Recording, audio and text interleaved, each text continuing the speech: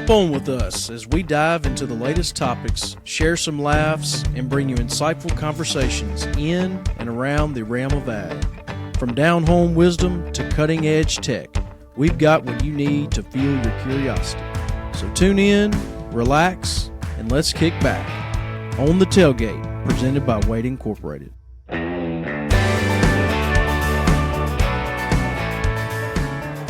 Welcome back, everybody, to another episode On The Tailgate. I'm your host, Cade Moody. Got my co-host, Gaston Line, who's actually a subject matter expert on today's episode, and our producer, Riggs Ware.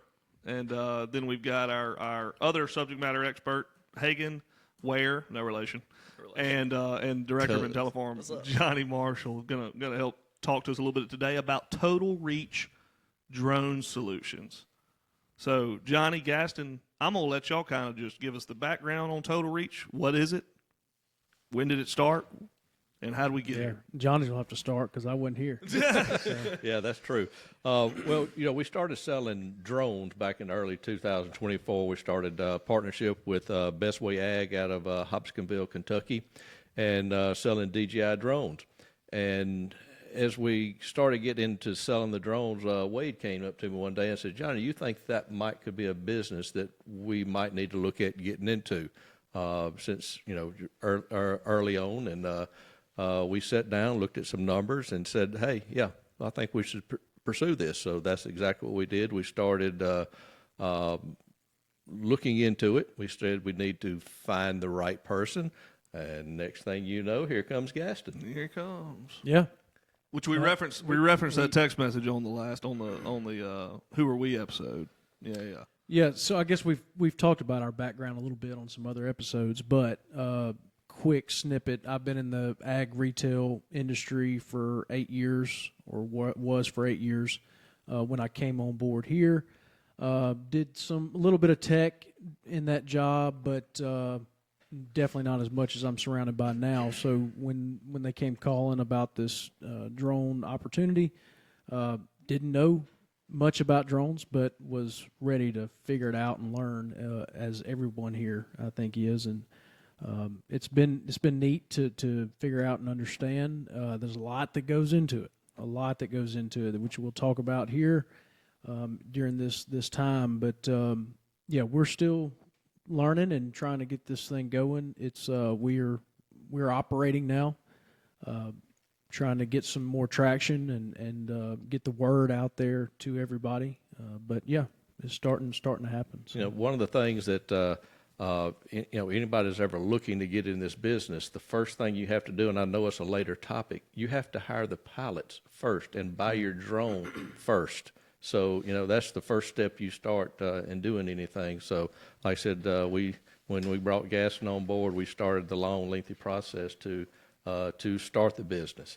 And so, that's that was challenging in itself. Yeah, and like you said, we're going to dive into the weeds, but you being a private pilot still had to take an additional test or something to fly these things, correct? Yeah, but it happened on the first day I came on board here. So wasn't a whole lot to it. Yeah, so it was a little bit of a jump start there. I guess we can go ahead and go into the licensing process. Well, let me go back. I want Hagen to give us a little background on how you ended up here.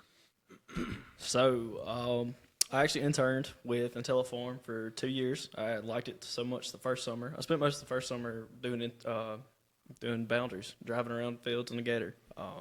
Spent a lot of time stuck. Most of the time stuck. Yes, well aware. We're well aware. And then I decided I liked it so much, I decided to come back. And that internship looked a lot different. We did the demo farm. That was a lot of fun. I got to learn a lot. And I think that's when I really decided I wanted to come back full-time at some point, but I was on the fence on going to grad school and coming back, and I think it just worked out. About the time mid-summer, Mr. Johnny came to me and was sitting there talking to us, and he mentioned the drone thing. And I was always interested in the drones, and that's something that I had taken the Part 107 class at Mississippi State, so I already had my pilot's license, and I was interested in it. And it kind of turned into one thing led to another, and then they hired you on full-time, and I was kind of wrapping up my internship. And it was like, this is something I really want to do. And it turned into one of those things like right door's open, wrong door's closed, and next thing you know, I'm coming on full time with Total Reach, and I've loved it ever since. I'm still feel like I'm part of the IntelliForm most days, but hadn't got stuck. I think I remember the exact conversation where Gaston talked you out of returning. I'm not going to take credit for that. It was a joint effort. We needed somebody, and it was the right time. We needed somebody. It's not as much the right door opening and wrong door closing. It's more like we just shut the doors. A lot of things had to be figured out on the front end pretty quick. You know, for instance, we talk about, and we will, and the licensing and having to buy a drone and all that. Things happened before I got here. Johnny had to make a decision to buy a drone, had to buy a trailer. Maybe didn't anticipate the other person having to come on. And there's where Hagen was, just the timing all worked out. At the time, you had to have a visual observer. Right. And That was we me. hired him as the visual observer. Just a rapid And then changing. now we're exempt from that. Yes. So We don't need you.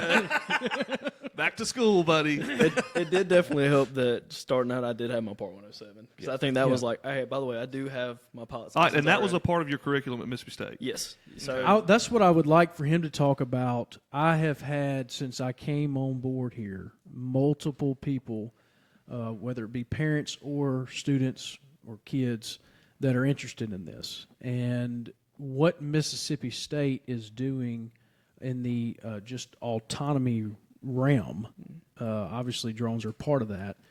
What they are doing that can prepare someone to come work for us, for IntelliForm, for what's coming down the road, and how that benefited you, you know, in what you're doing now. I mean, before I think I entered, Dr. Paz got me introduced to Cade, and then I got in touch with Johnny and back and forth and that internship. But for the most part, like a lot of which was funny because I told you the field boundaries for my first summer, we just worked on In class. Yeah, I remember you talking about that lab. Yeah. We had a lab where we had to go walk around the entire campus and mark with the GPS, mark trash cans with his GPS. I'm like, why are we walking around doing this? And I had no way to like identify how this actually helps. Well, then I came into field boundaries, and it's like, okay, this makes sense now. Now I'm doing interior boundaries or field boundaries, and now I'm obstacles or stuff like that. And you're like, okay, this is starting to make sense. And then I think for that class, the second phase of that class was the UAS class, and because it was like first was remote sensing, and you had to take it before you could go and take your pilot's license or the class for your pilot's license. And that kind of got me into drones. I was like, this is really cool. And at the time, I don't think Mississippi was legal. You couldn't fly or you couldn't apply at the time. So there wasn't a lot of people doing it, and you didn't really see anything. And you would see like maybe the Midwest. And I was like, this is really cool. This was something I wanted to get into, but there was nobody around here doing it. And then But to clarify, you were getting your Part 107, which is to fly. yeah, just like Any a drone. small Any drone. drone. Yeah, I have my Part 107. Yeah. I have to have it. Right. Anything commercial, you got to have it. Yes. We took the whole class, and it was from start to finish. It was like three and a half months, like a whole semester, and it was you went from everything from learning the basics to your airspaces to where you can and where you can't fly to getting METAR, yes knowing how to read the maps. maps, all that stuff. Sectional. Yeah, Well, we Do you know how to read a sectional? I do. You look at the table that gives you pretty much every answer you need. Drone pilots. Man.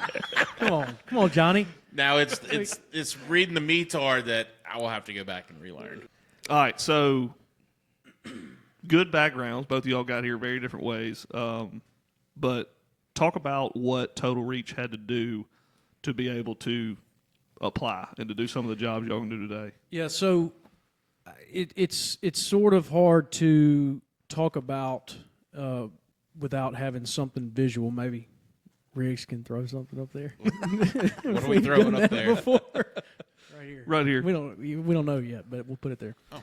But you've got kind of two. You've got your pilot and your business side, and then you've got federal and state. So on the federal side, which is what we've been talking about, is the Part 107. And there's a few different avenues on how you can obtain that. I think Hagen's method is a great way to do it because of the more people who have contacted me about possibly getting into this industry. Get it while you're in college. That's a pretty neat way to learn.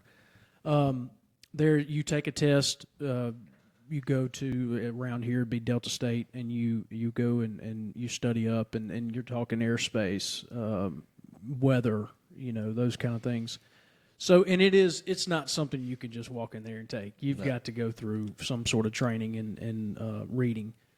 So that's your basis. Now, if the other little way to get it is if you had your private pilot's license or a pilot's license in general, commercial, private, fixed wing is what most people have, then it's an add-on. So you can just go online, watch some PowerPoint, and I think I had It's a 2-hour. 2-hour deal. So when I first came, I mean, anybody on the first day of the job don't know exactly what you're doing.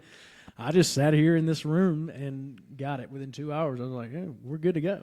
So I was so confused. Little did you know. I was so confused Yeah. when you said that you So- were like, I just took my Part 107, and I'm Right. like, I had to go through right. the whole So semester. that goes back to with what Cade, I don't know, when you mentioned having the private pilot's license, which I have, it definitely was a jump start. I mean, I had been through some of that stuff, and there's a lot of stuff that's not relatable on both sides. But anyway, we can talk about that more later. So what we used to have, and it's not as we're getting exempt from that now, is in some cases is a Class 3 medical. So you have to have a medical right now unless you request an exemption.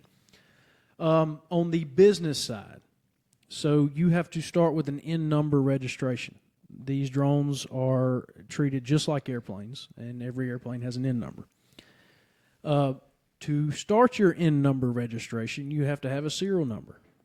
By the way, only way to receive a serial number is to purchase a drone. So that is a kicker there that kind of keeps some people from getting into it, because it's an investment up front, and then legally you're not able to fly until you complete all these steps. After you receive your N number, you apply, usually with a lawyer, for exemptions from different laws and regulations that are set by the FAA. So we, I think in ours is no visual observer, swarming, overweight. So the overweight's really that's your main basis for your exemption, because these drones are 112 pounds or something. Yeah, legally it's 55 55 pounds. to Yep. 55 pounds. Yep. So on day one, you get the drone in hand, you're not legal to take it off the ground because it's overweight per FAA. So that's their main Line of sight as well. line of sight. Yeah, that's right. So and then that has expanded since the time we're in Facebook groups and drone Facebook groups, and they are talking about a new exemption that they're requesting. So I think people are just kind of trying out everything, and a lot of it's getting approved. The one good thing about it is once they approve somebody with a waiver, everybody's open. You do have to reapply for that waiver, but whatever somebody gets approved for, you're open for it the next time you apply. Right. So really what you're seeing is that the technology is advancing faster than the law. Correct. That's the problem, and it's happened on the federal side and the state side. And so they are all wanting to get them out there and be legal, but they said, well, you just got to fall in this category now. And then as we have more time and we have more studies on it, and people request different things and make sense of their request, which is what you do when you request an exemption, they're approving them. And so we're seeing a lot of that now. And so after you receive those exemptions back, you receive your certificate from the FAA, and you then work with it's the FAA and the state, but it's a Part 137, which is what all of our crop dusters have to have, and that is the ability to dispense substances from an aircraft. So that is your final step on the business side. During this time, after you work with the state, and in Mississippi, and this would be in most states, you have to have a commercial applicator's license. They actually, because they're drones and airplanes, you have to do commercial aerial application license. And then any categories that you would work in. So I'm thinking agricultural, what was it? Agricultural plant, I think is what it's called. Then you've got, that's the most common. That's what all the ag pilots are getting. That covers all your insects and stuff in row crops. Right-of-ways, aquatics, Ornamental trees. ornamental and turf, and then forestry, I think, is what we have our licenses in. So, and that's based on the pilot. So each pilot will have to go take those exams. To renew those every year, you either go back and take the exam, or you go to, in our case, is the Mississippi Ag Aviation Association meeting every year, and you attend it and you get renewed on those. Then, after you've got those licenses, you've gotten everything from the FAA, you just provide the state with proof of insurance and submit an application for an applicator's license, and that's like a day turnaround or something. So I know the biggest question is, you mentioned it on our sheet here, is that how long does that take? Well, that is, it took us 9 months almost, and we hit it at the worst time that you could in the entire state. We fell into a pool of just somebody from North Dakota. They restructured Maine. these in May of 2024. They restructured the process, and that really delayed it for the next 6 months getting into the loop. Got caught in the bottom of the pile. Never knew where you stood, couldn't get any answers. And this isn't a shot. I mean, I understand it's a lot of unknowns in this industry right now, but it was challenging. You just didn't know where you were and how long it would take. I think it's going to improve. I think we have already seen improvements at different stages. Now, it doesn't mean that one stage is not going to take way longer. I don't know. But there's also companies that have, it is tough, I think, on some people, individuals, if they go out and have to make an investment in a drone. And you can't do anything for And you can't over do half a year. anything Yeah. legally. And then by the time they get it, they've had to sell and move on. And so there's some businesses that are not renewing, I would say. I've had a comment from the state that mentioned that they've gotten signed up before, and then they haven't done it the next year. So, like I said, that goes back to we hit at the wrong time. So I don't think you can judge how long it takes based off of ours, but I think that it can be sped up some. We've had a couple of customers, just like you mentioned, that bought the drone last year, and the registration process and waivers and all that, they finally decided it's taking too long. I'm just going to sell it. Yep. And so some of the ones that we've sold have come across that path. And so another is a listener that is wanting to purchase a drone or has purchased a drone. I get this question a lot. There is a difference between a private applicator license and a commercial applicator license. This is not a hard step to do in the process, but I have had it because what I come from, private applicator, was very important to purchase restricted use pesticides and to apply them. And I have the question that the farmer, if he buys a drone, can he just use his private applicator on that he already has to operate the drone? And that's not the case. And the reason being is that you go into the aerial category with these drones. So you have to go and get your commercial aerial applicator license through the state. Not hard, test, but it is a difference between the private and the commercial side. So that is one question. And that goes back to, if you're just going to do it on your own backyard or on your own farm that's out in the middle of nowhere and no one's going to ever see you, it doesn't matter. They treat this just like an airplane, and you have got to follow every single one of these steps today. What happens tomorrow, I don't know, but it hopefully will loosen up a little bit and give some people the ability to buy one in off season and be able to operate it in season. Hopefully one day. But There for like a second, I thought you were about to give some very poor advice. no. I was like, we're definitely going to be cutting that. No, Yeah. If you're just going to be flying in your backyard, your farm, you're out in the middle, just do it. That's what I was expecting too, We Kate. do not. No. We do not I was advise like, that. Ain't no way. No. Who are these guys, man? No, and we're trying to do our part here. We have, because of the time that it has taken to become legal for our custom application business, we have assisted our sales guys and customers in purchasing these drones, and so we have tried to relay that information, and it's only so much we can do. We want to put it in front of them and tell them these steps, and then hopefully they follow through. Yeah, and I want to clarify because I know there's a lot of misconception. Wade Incorporated is the dealer for drones. Yep. Wade Incorporated currently, Johnny, correct me if I'm wrong, but we're a dealer for DJI and XAG. That's drones. correct. Okay. Total Reach is a custom application service utilizing drones. They are not selling the drones, but like Gaston just mentioned, since it's taken him a while to get legal, he's been kind of working as a consultant for Wade Incorporated salesmen to help pick out what drone you need, how to get set up, stuff like that. So that's something I know there's a lot of confusion around. Wade there. Incorporated writes our checks, so we on our off days. Put it bluntly. Yeah, on our off days, we've got to help those guys. Yeah, and when you can, you Right. still will. Right, It's exactly. just yeah. As times, I mean, we're in peak season right now when it's not raining or windy, but when you can, you'll still help. Correct. The Wade Incorporated is the drone dealer. That's right. So, all right. So, what are some jobs that y'all have done? Some jobs that you can do. Just kind of go down the list. Just gives people an idea of what y'all. Yeah, are capable of. well, Johnny, when y'all got started, what were some of the ideas that came up? You know, I know we've built on that, but what did y'all? When we first started looking at it, we wanted to build a business and not focus on agriculture. Because, number one, there are a lot of good aerial applicators in the business, and we're not trying to compete with them. I mean, we're really and not. you can't. And we can't. Yeah, I mean, I so mean, that's- yeah, you there's look no at an way. airplane and running 160 mile an hour, and here we are with a drone with this can hold 10 gallons. It's not going to compete with the airplane. I'm sorry. So we want to get areas where the airplane couldn't reach well. So in those tight finger pockets, somewhere might be some wind turbines or something like that.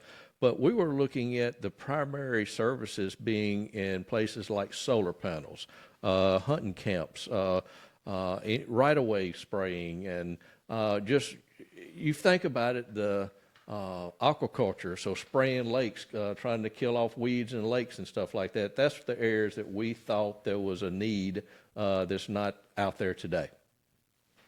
Yep. Yeah, I mean, golf courses. You may have said that.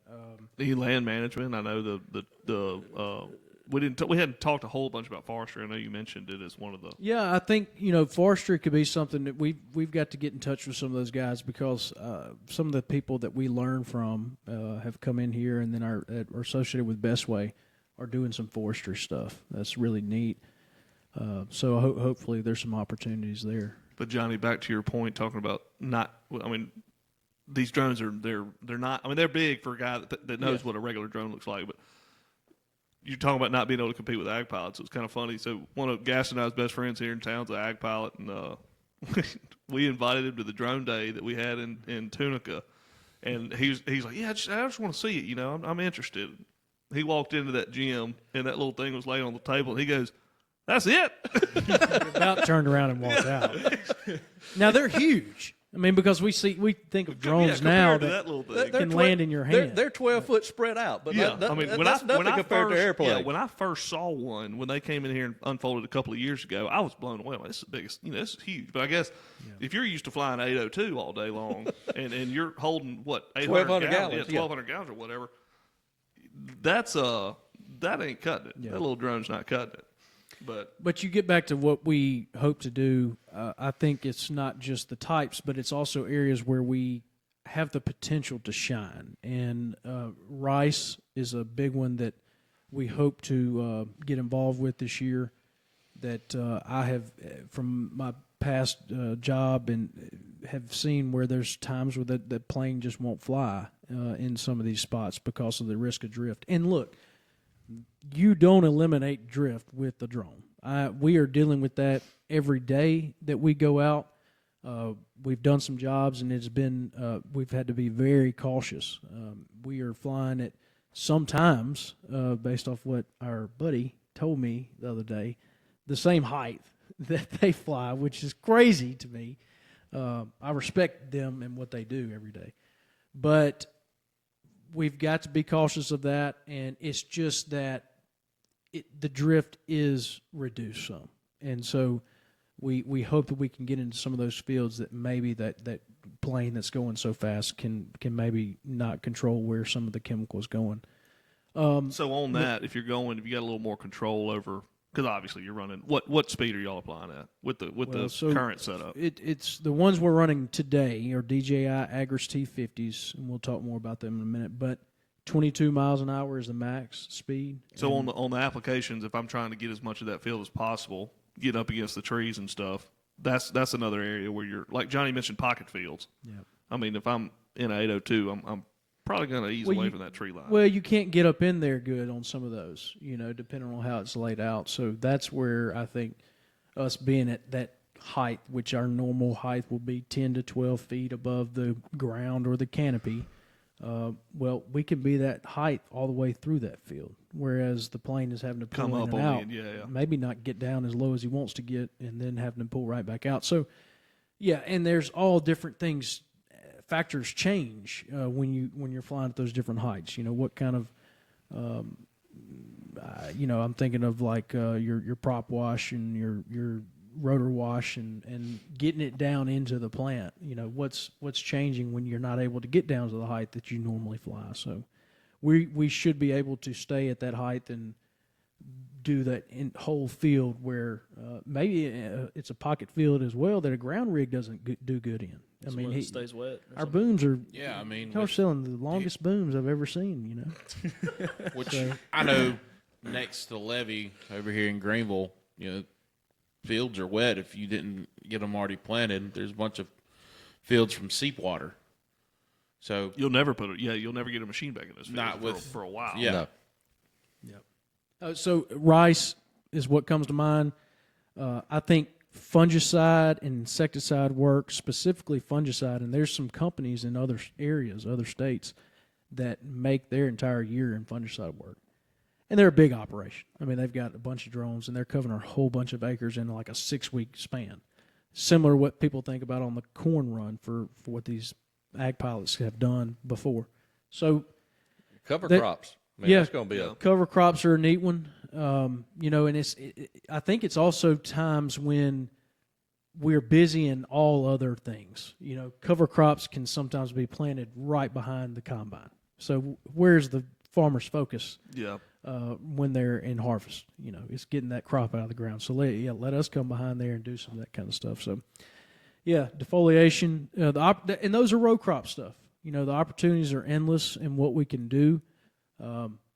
Hopefully we can get the word out there and get people to realize that there's a place for these things, and I think people are, and so. Yeah, and we're going to talk about if they got an idea or want you to quote something, or we'll talk about that later on. But so you mentioned DJI T50s, DJI AGRAS T50s. What else do y'all have in the fleet? And what's y'all's setup? Just walk me through the setup. Yeah, so when we first started, so going back to Wade, became a dealer for DJI drones, and when you think drones, you think DJI. The Phantom. No matter what the type. Mavic, yeah. This guy, this is their marketing guy. He's running DJI over here. I love DJI. Everything I got is DJI. It's simple. It's just easy to use, and you just wouldn't believe that somebody that's not involved in ag at all has mastered the ag spraying drone. I mean, it's mind blowing what they've done. So, very user friendly system.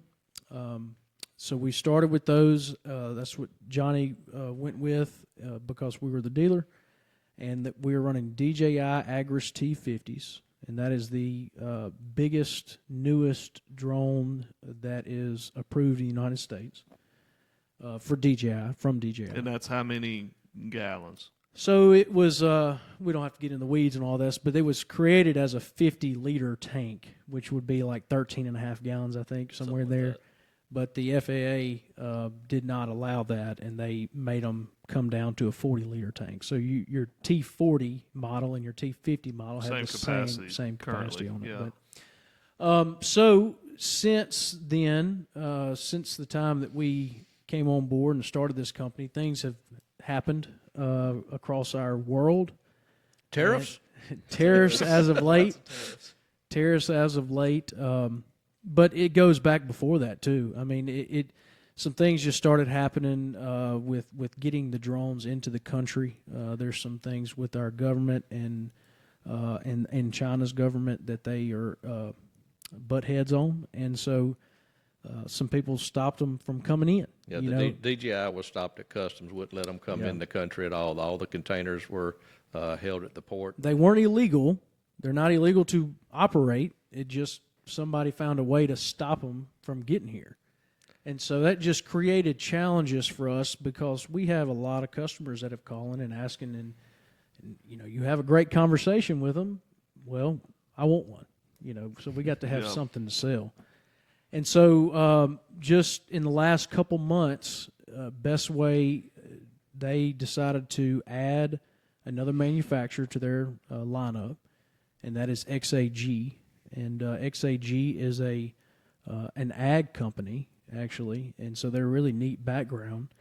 And they've been in the drones for a little while, but then their most recent model, the XAG P150, is really impressive. It's probably, I'm not being biased here by any means because we have one out in the shop, but of all the approved drones in the United States, I think it's one of the highest approved max takeoff weight for the lower. There's some out there that are like 1,000 pounds. Like those are the big testing models. They're not to the everyday consumer. And then it's capacity, it's speed. I think it's one of the top ones on the market right now. So our waiver even limits the speed of the XAG. They could fly a lot faster than what the waiver actually allows. So just drones in general. I think our waiver is, and I think it'll be fixed soon. 30 mile an hour. Yeah. Mm-hmm. So if you so once again, it goes back to what we were saying earlier about the laws just struggle to keep up with the our tech. waiver that we get, certificate of authorization, I think is what it's called, from the FAA, and that's when you request your exemptions and everything. It comes back, and it's not catered to what type of drone you have. So you have to send your serial numbers in and all that. But when you get it back, you're approved to fly all of them. You approve the list. Yeah. If it's on this list, They say, you got it. Yeah, and it can be added after. If it just says if you just check this list, whatever's on there, you're good to fly.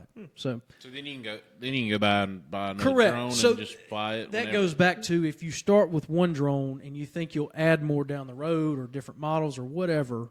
You're way ahead. We started with T50s, and so we're all 100% legal with the T50s. We have 2 XAGs right now. We're waiting on registration.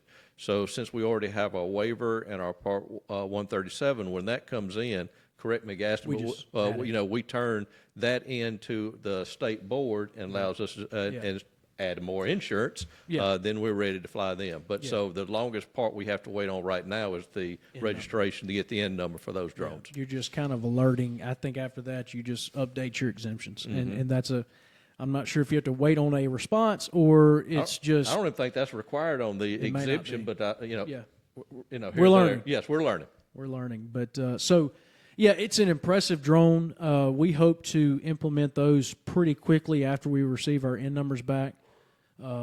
They have the capabilities to go 40 miles an hour. That is almost twice the speed of what we are operating the T-50s at now. We like you said, they don't have a registration number yet, so we can't fly them. There's DJI does. We're approved for swarming through our waiver process through a DJI right now. You fly using 2 remotes. We've noticed with the XAG that you can have 2 aircraft on the same remote, so we're very at least interested. Monitoring or something. So until we're legal, we can't fly yet to test it out. That could potentially cover some ground. Yeah, I think so. And we've got to do some of our own testing. Best Way is already working on some things that we've got to learn from them. Because everything in this industry is like our Facebook groups and whatnot. You get people commenting or giving their feedback on kind of baseline things. I've used it a bunch for some of the things that we've gone out and sprayed, and you've got to do your own SWAT test and just all kinds of different little tests that you do. But you've got some people out there that are doing it and trying to figure it out, and we try to use some of that feedback to do our jobs. But I hope we can get on those XAGs soon because it has the potential to really increase our efficiency. You go from time. You have a 10-gallon tank on your T-50s to an 18-gallon tank as 18 well. 18 and a half, I think. Dog, that's a pretty good. I mean, It's a huge increase in the That's speed. almost double. It's a good job, Riggs. Almost double. Good job, man. We And- can always count on you for the hard numbers. Well, that's the same thing I said about the speed. 22 to 40, almost double. So, what do you do when you get to a field? Well, No, I want to hear. They're not done talking about the setup. I want to hear about the know. trailer. well, we'll talk about the trailer. Also with XAG and all drones, I think people think about the obstacle avoidance. That is the biggest thing because you're not flying these manually all day long. You've got to let this thing go and do its thing that you've set up beforehand and gotten it ready. Obstacle avoidance is what's continually improving on all drones that come out, no matter the manufacturer. So, and it has to when speed increases. It has to. So, we're seeing some improvements there in that technology from every company that is helping with less crashes. I would say, so. And the battery has to increase as your capacity increases. And that has been done with XAG. We've got some more, I can't remember what it's named, kilowatt hours. I've never been able to say what it is. Something that It works. it doesn't matter. It lasts doesn't longer. matter. It lasts longer. But, yeah, so go ahead. You're talking about the difference between like XAG and DJI. DJI has that one battery. Well, Yeah. the XAG is running 2 batteries now. Yeah. That's, I mean, at the end of the day, it's Yeah, new. And it's everybody interesting. just tries to put their own little twist on things, and also where's the battery technology? I don't know. So like they're making do with what they have. I don't know. Yeah, you talk about another industry Yeah. in itself that's evolving constantly. Yeah. So, Trailer. yeah, tell me about the trailer. We're running a DT1. DT1. DT1. Best Way offers through us DT1, DT2, and then some other attachments. DTX. Those are what's the brand? Top-notch. Top-notch. When we first started looking at these, of course, Best Way offered it, so that's, we said, well, if Best Way is going to offer, we're going to buy one of those. But from what I've, you look on the marketplace, nobody has what they call is the overall best drone trailer on the market. All of them are good, but depends on if you're going to be flying open fields versus tight pockets. Some people just throw a little water tank in the back of a truck because they're where they're going. Little fields at so a time. Yeah. Every job almost needs a different setup of a trailer to get to it. You have to evaluate your operation. Simple as that. And that's for buying drones, however many you want to buy. Maybe even, there's T10s, T20s, 30s, and 40s and 50s on DJI side. You may not need a T50 for your operation. A 100 count? T50 is the only drone on the market that has an application purpose that you do not have to have an exemption for. With water, its max takeoff load is less than 55 pounds. So, You're talking Which about drone is that? the T10. T10. The T10. The Yeah. T25 steps over the limit. Yeah. But Gotcha. And and you mentioned Best Way. We even have the option to sell the United States made Helio through Best Way if that's where we just if a customer wanted to go that route.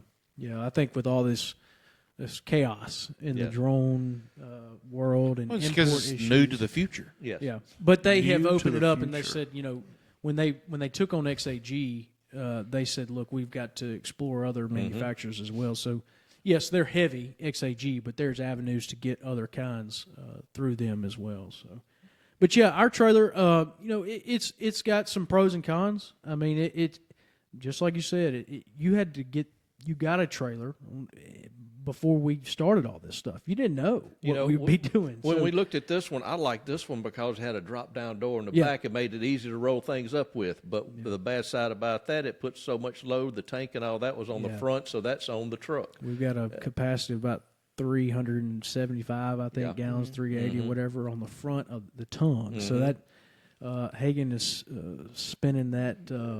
It's good for him. Your your DTX2 would be flipped, so your box would be on the front, and then you have to pick it up and go out the side. You wouldn't have a drop down. And it was a smaller storage area. Yes, We've about taken up our whole storage area. but it now. gave you more area in the rear where your tank would be right over the rear tires, so to dispense the load a little bit. And I see a lot of them that don't have a covered portion. Yeah. And of course, you got a lot of room, but security reasons. I mean, I know y'all stuff stays Right. locked up into that thing, and it's a you go eat lunch somewhere, you're staying somewhere overnight. Yeah.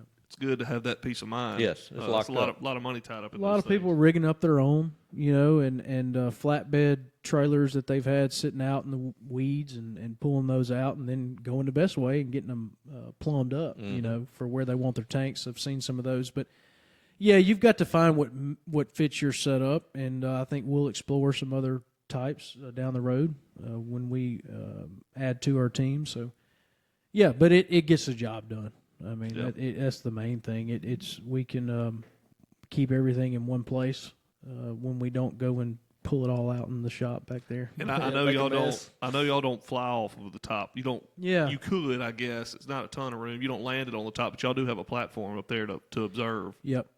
So we made the decision that it probably wasn't best to land on top of this trailer, even though I think it may have been created to do that, and you still could if you bought one. But we ended up putting rails on the back end of it, and it's sort of an observation deck, I would say. And we've used it a few times, and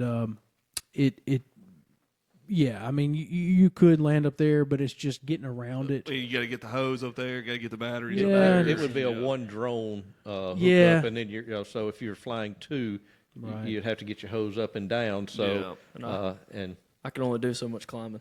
I know he's not climbing. So if I can only anybody's do so much. we got to get him. You a, can. we got to so, get him a welding umbrella so he'll be sitting Yeah. underneath the shade. little fan. Yeah. I mean, you'll realize it when you I get went- these things. I went and watched Gaston and them fly the other day, and Hagen's out there working, sweating. I'm like, where is Gaston? Buddy, at? It was in there. In the AC there was no AC running. with the door That's not accurate. locked open a little bit, So he could peek so he through. could observe where the drone was. I at. was in I'm a- like, oh my goodness. We need to add a window, huh? Yeah, you definitely need a window and a colder AC. Is what his complaints were. Okay, so let's get back on track here. On the wall. Let's get back on track. There was no AC running. Everything was open. But We do. I did not do as much as Hagen did. I had the controller in my hand, and I was all over the Are place you trying to watching. say you was the pilot in command? Exactly. I was a pilot in command, and POC. there was a lot of stress involved.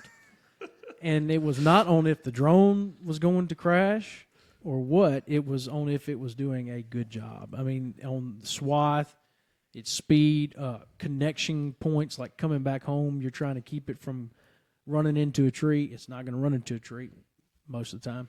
But trying to be as efficient as possible. So, and also if you can keep that connection, there's different relays and things. We don't have to get in all the weeds on that, but making sure that I was able to continue to see the drone on my remote and make sure that when it emptied out, it was not going to stop somewhere behind a tree where I couldn't see it. And then I don't know that it can continue on. You can have different settings you can turn on and off, but that it would get back home is pretty much what I was. Gaston, just quickly, if a commercial applicator is listening to us today, an aerial applicator, and he's worried about this drone being in his airspace, can you talk about that just for a second? Because I know that's one of their Yeah. biggest fears. You talk about Yeah. a drone that's over, ours.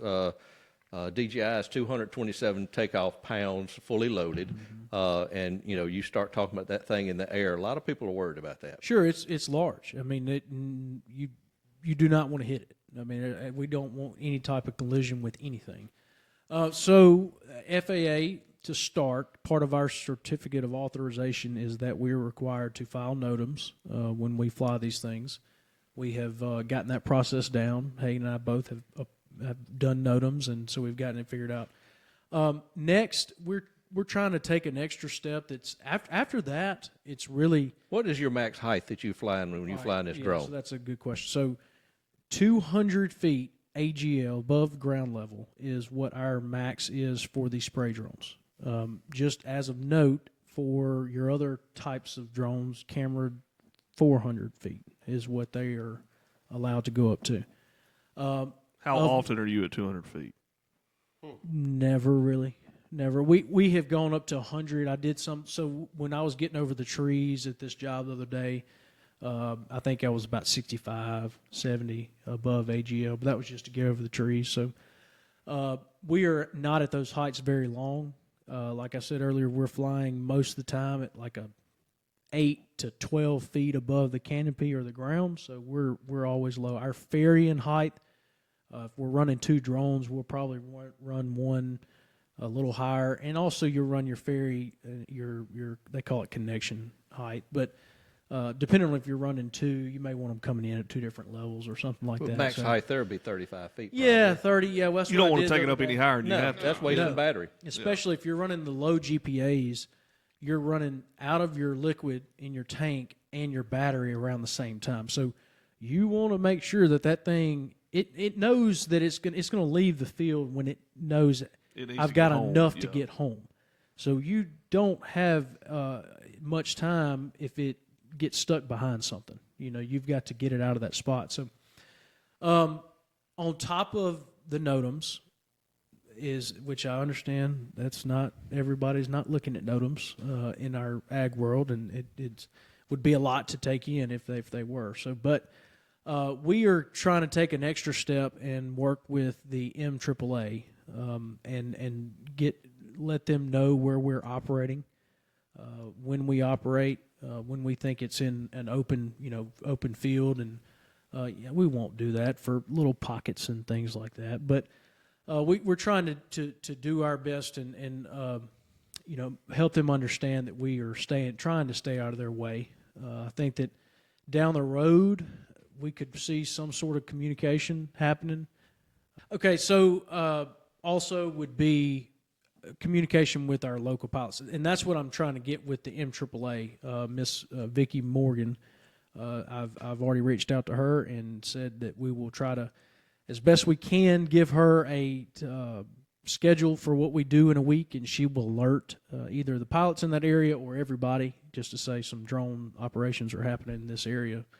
But on top of that, I have already done this when we have gone to somewhere that I'm familiar with the pilots around that area, that I'll reach out to them myself, and say, hey, we're over here, just letting you know, don't laugh at us on how slow we're going compared to they are, And they've been cool about it. And it's even been in close proximity, I would say, to where they are. But they say, hey, we see where you are.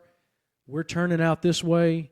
We should not be coming 10 feet over that field, even when we come into land. We just have to evaluate. Just communicate. Exactly. Communicate. That's all it is. And the more open the communication lanes are, the better everybody's going to feel about it, for sure. I went out with Hagan one day when he was mapping, and like I said, we were right across the street from the airport, and it was interesting seeing on the remote you could actually watch the airplane as it was approaching the runway to land. So, we were seeing them on our remote. So we're getting some of that data in. I think some kinks still have to be worked out with all of it, and I think it's being advocated for across the country. But we are getting alerts from aircrafts that have ADS-B out, and we essentially have ADS-B in, and we are seeing those, and our mapping drone, our spray drone is telling us there's something in the vicinity, showing it to you, and then saying, maybe make plans to land, get down. So that's already happening, and I'm sure it's just going to improve on that and down the road. All right, so talked about the setup, talked about what y'all could do. Walk me through a work day. Walk me through going to the field. Use any job. You use a row crop job, I don't care. But what's the setup look like, and how do y'all get rolling? I think you could talk about this for a long time, maybe a whole episode, because there's so many ways that you can set up a job. There's what's being done a lot now is going and mapping, kind of pre-mapping an area with RTK, which a lot of our customers are familiar with on the tractor side and what we're doing in row crop. But that's being done. Doesn't have to be done. We may do some here and there, but that can happen sometime before. Then you start boundarying out your field on your remote. That can be done before, day before, week before, or it can be done when you pull in the field. There also can be mapping done by the spray drone out in the field that we have dabbled in just a little bit. So lots of different ways to set up the controller, and I know that doesn't seem like a lot when I hadn't even got to the trailer portion and what's all in the trailer. But I mean, that setup beforehand is what can eliminate some of that downtime. You want to be able to pull into a field or an area, position yourself in the most effective place and efficient place to not have a lot of ferry time, and get to a whole different, a lot of different angles or however, kind of setting up in the middle of a spot as best you can, and be able to pull your equipment out and hit go, pretty much. And that's what you have to try to master. So we pull up, Hagen and I, we hopefully have gotten all that set up beforehand, and pulling out the drones, the generators, and probably getting the generators going and start charging. I have this job we just did, actually put a battery in there with nothing in the tank, and I went and flew and found that some trees that were in that field that we did not pre-map this place, so we didn't have an RTK map, and I went and flew over that tree and dropped a point, and then kind of marked a few different corners of the field as well, because drawing it based off the Google Maps is just not going to be the most accurate. So kind of went and they were cleaning up my area in a way, and that's kind of while he's still maybe pulling some parts out. There's different things. The relay we used helped our signal go further, so you got to get those things set up. So once again, what I'm hearing is that you're kind of playing with the toys, and Hagen's over there Doing all the dirty work. Look, I'll swap. I'll swap it out. I don't care. I'm gonna tell you, we walked away from that field, buddy, and I was mentally drained. I will say this: the job that he's referring to, it got to a point where he was having to walk around the field and watch the drone and make sure when it got done spraying that it was coming back to avoid the trees and stuff. It got to a point where you laugh at me. I'm over there filling it up, moving batteries, and it looks like I had the easy part on. He did. Thank you. So thank you. I will give him this. Do not take credit for that. Well, I will Do say not. I will say this: once I get in the groove doing what I'm doing, that's right. And he keeps the drone coming back to me. One drone, two drones. Now, if it's two drones, I don't have a lot of. not a lot of free time No, there. I'm moving at all times. But at that point, we're filling it up, changing the battery out, and I'm managing all my batteries, making sure that everything's charged and ready. We were cleaning off the sensors on the drone due to some just extra spray because we were running 4 nozzles.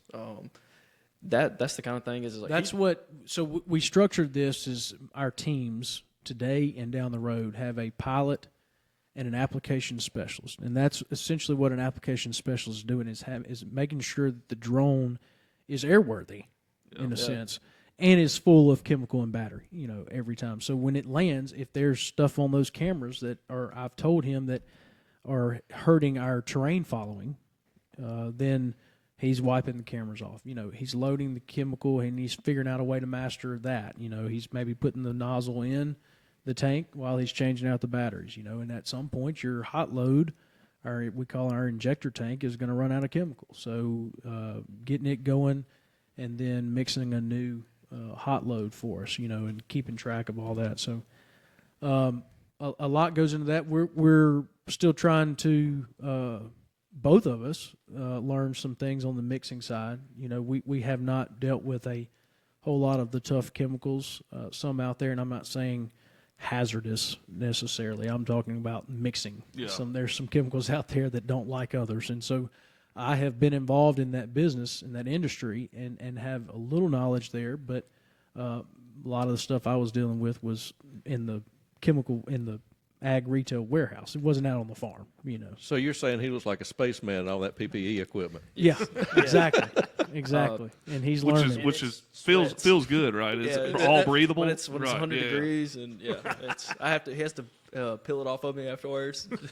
Yeah, I mean, we're laughing about it, but it's part of what's required on our farms by our ground applicators, by our air services. I mean, they worker protection standard stuff that the plant board enforces that we've got to follow and do our job and do our part on being safe out there in the field. So different chemicals call for different PPE, so you've got to have it all for what we do because you don't know what you're going to be doing sometimes.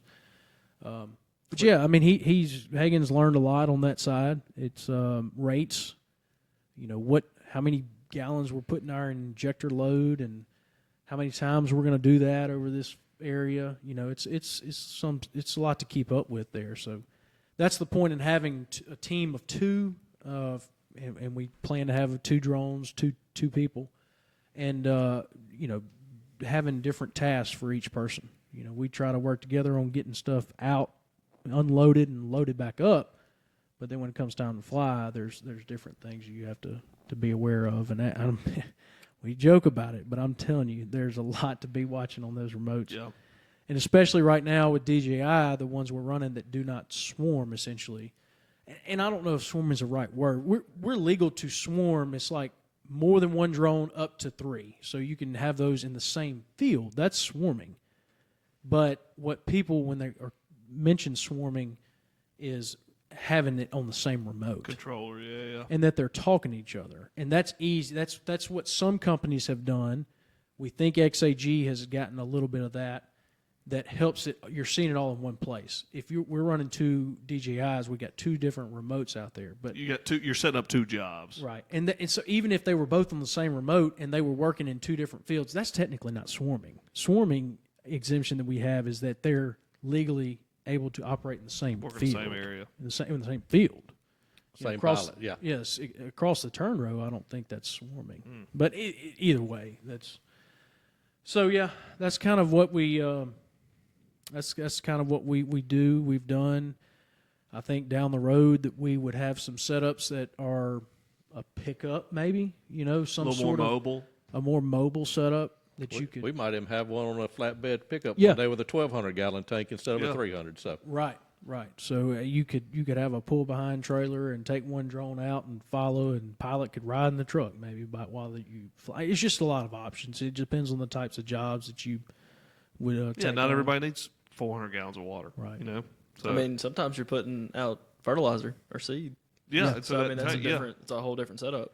Yep. I Yeah, think so- on the food plots or doing food plots or something on hunting Yeah. camps, that's a whole different tight spaces. They got to be able to maneuver. Now, y'all's trailer, you can take that tank off, right? Yeah, you could. Just a little bit of plumbing. It's just a hassle, I guess. You to get could. some plumbing done. But Throw a yeah, pa- we didn't throw a mention. pallet We on haven't there.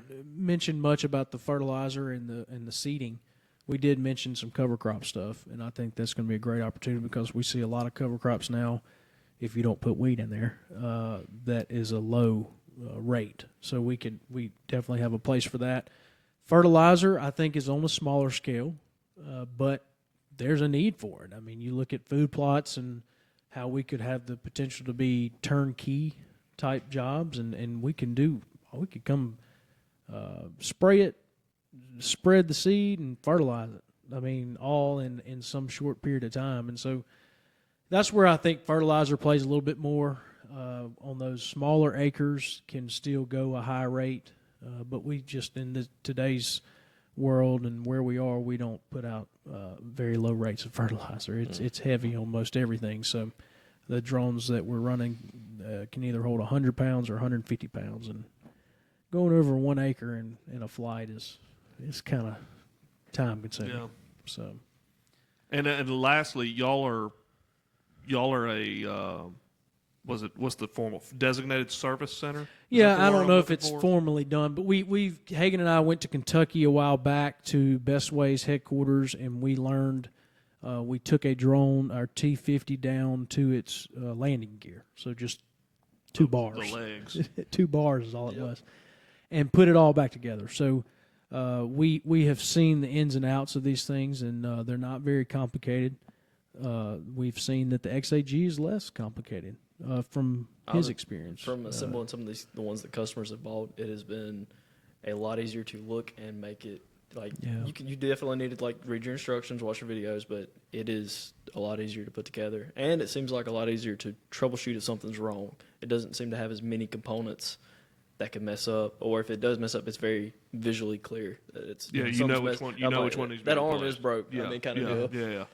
Well, we've got a lot to learn on it, but I get what he's saying is that sometimes on these alerts that we get on our DJI could be a handful of different things. And so we sometimes have to chase it to figure out what it is. But, yeah, we hope it's a little bit easier. So, but we're set up. If somebody has an issue, we've got parts. We can do the work for you, get it to us. And I'm sure we can get these things back flying. Our other buddy works in the aviation insurance industry, and I hear some stats and feedback from him on these drones, and that at first when they were writing these policies, that a lot of them you obviously get whole coverage, HULL, whole coverage, and then liability, which the main thing is liability. You have to have that to legally operate in the state. But he said people would crash and call them immediately. Be like, I crashed my drone, freaking out. And within like a day or two, they call back and say, one, it may have been covered under warranty and not cost them anything because of what happened. And then two, they get a quote on the parts and realize that it's maybe a couple $1,000s or less to get it put back together, and they do it themselves. I mean, their deductible on that thing may have been that. So it's just, And I've heard from a lot of folks, these things are a lot tougher than they look. they are. I would say I mean, that it looks like you think about an aircraft, you think about a fragile as far as hitting the ground in the wrong way, but really, I mean, could be a couple of arms, maybe some, of course, the rotor's going to be the first things to go. And I think that when we first got them, we were very careful with them, and we were told that you got to be any nicks and can change the flight. And I don't disagree with that, but it can do a lot more than what you think.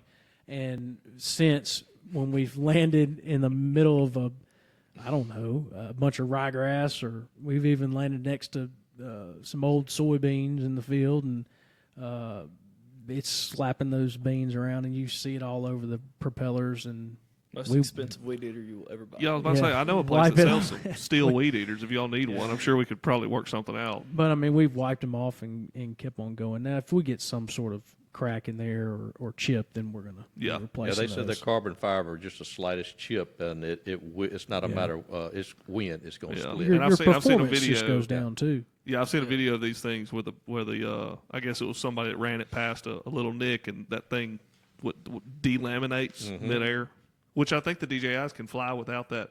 Look, they got two rotors on every arm, and it can fly without one of them. I wouldn't want to, but so they can do it. So they say. So you say. All right, so somebody's listening. Yeah. They're interested.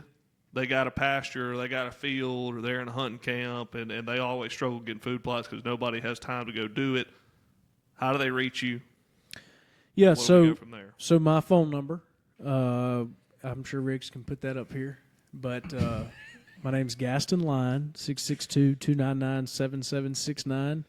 Any of these other guys in here, Call Wade Incorporated. Call Wade. Yeah. Somebody. We've had enough meetings with our sales guys, and even just company as a whole. They know about this business, and so they are helping getting the word out. So talk to your sales guys. We're on the Wade website now, tweaking a few things there, but we're there. That'll allow you can actually put in like a little inquiry there, right? Yeah, it's a little form, a little submission form that's got just a few questions just to get us talking, and then you tell us what your needs are, and I can email you back, I can call you back, one of us will or something. So we're on social media underneath Wade Incorporated's name. So we've made a post there and going to make some more here soon. But yeah, just give us a shout and let's talk and see if we have our fit for what you need. We can look at it on the computer and see what kind of job it is and get you a quote back and then just weather permitting and looking at wind and rain and all that, then we'll get out there and knock it out. So good deal. All right, well, cool stuff going on at Total Reach. Had a good conversation today. If y'all got any questions, want to hear more about it, or want to reach out to him, of course, you got Gaston's phone number. His email is gline, LYON, @wadeinc.com. And, of course, you can always reach us at On The Tailgate at wadeinc.com. So, Johnny, Hagan, Gaston, you're here always, so it doesn't really count. But appreciate y'all's time, and we'll catch y'all next time on The Tailgate.